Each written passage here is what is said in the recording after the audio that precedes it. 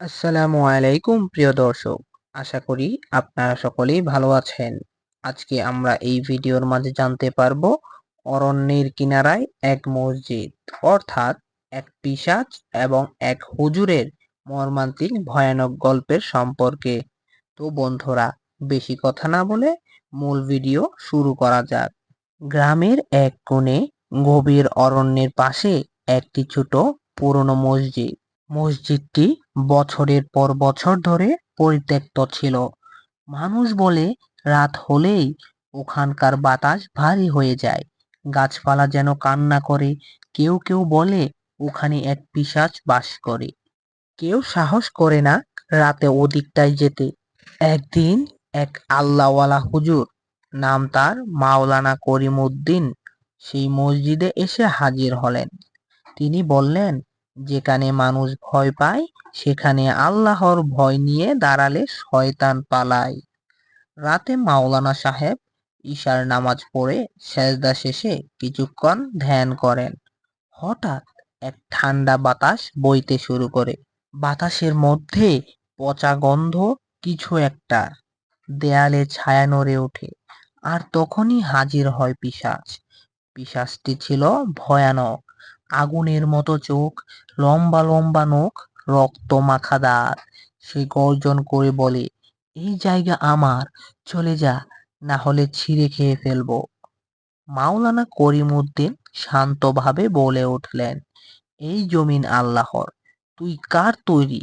আমি জানি তুই এক ধোঁকা, এক মাখলুক। আমার রব যদি চায় তুই এখানেই ছাই হয়ে যাবি। তখন তিনি আয়াতুল কুরসি পড়তে শুরু করলেন, সূরা ফালাক পড়লেন, সূরা নাস পড়লেন, সূরা জিন পাঠ করলেন।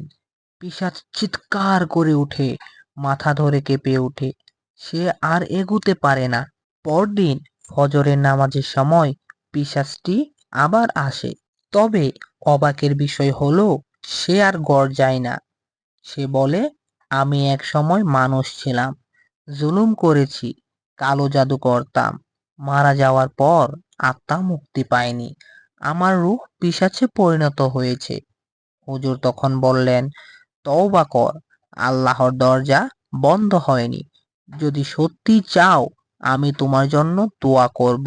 তখন পিশাচ হুজুরের মুখ থেকে এ কথা শুনে অঝরে কাঁদতে লাগলো। সে বলল, আমার জন্য কেউ কখনো কাঁদেনি, তুমি দোয়া করো। হুজুর তেলাওয়াত করতে থাকেন সূরা বাকারার আয়াত। পিশাচ ধীরে ধীরে ধোঁয়ার মতো হয়ে যায়, তারপর এক ঝলকে বাতাসে মিলিয়ে যায়।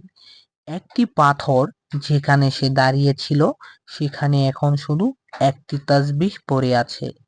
এরপর সেই মসজিদে আর কখনো অশরীরীর কিছু দেখা যায়নি। মসজিদ জীবিত হয়ে উঠল, গ্রামের লোকেরা ফিরে আসে, হুজুর সেখানে নিয়মিত ইমামতি শুরু করেন। তো বন্ধুরা, আমরা ভালো করেই জানি যে আল্লাহর ভয় থাকলে অন্য কিছু ভয় থাকে না।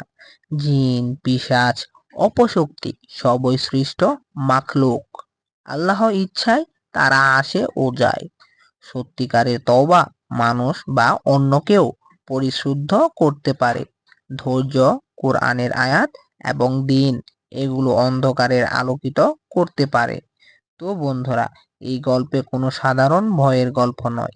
এটি আমাদের মনে করিয়ে দেয় সত্য ও দিনদারের শক্তি কতটা প্রবল হতে পারে, এমনকি সবচেয়ে অশুভ শক্তির মুখোমুখি হলেও। এই ছিল আমাদের আজকের মূল ভিডিও। ভিডিওটি ভালো লেগে থাকলে অবশ্যই লাইক করে দিয়েন।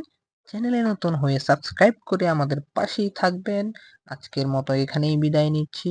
আল্লাহ হাফেজ।